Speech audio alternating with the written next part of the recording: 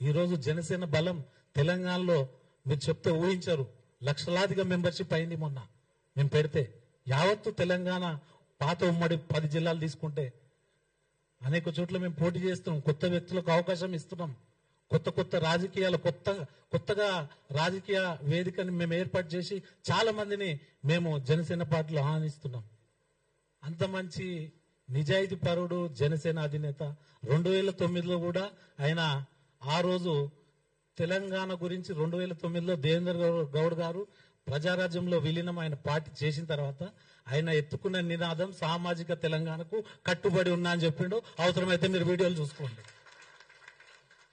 అరే అప్పుడు తెలంగాణ ఊసే లేదు. 2009లో జనసేన అధినేత శ్రీ పవన్ కళ్యాణ్ గారు అంత బలంగా చెప్పిండు. అది మీరు తెలుసుకోవాలి.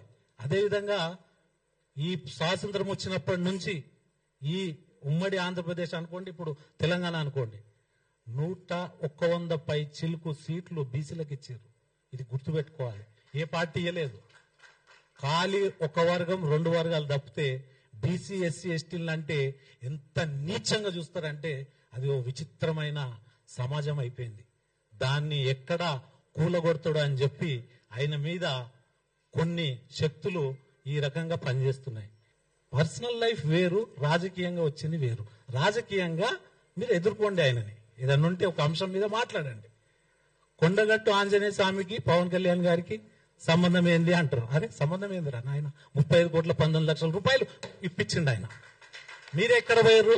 మళ్ళీ ఇన్నేళ్ల నుంచి అన్ని ప్రభుత్వాలు ఉన్నాయి కదా, అన్ని ప్రభుత్వాలు ఉన్నాయి. ఇక్కడ రాజశేఖర్ రెడ్డి గారు గవర్నమెంట్ లో 10 ఏళ్లు పరిపాలించారు.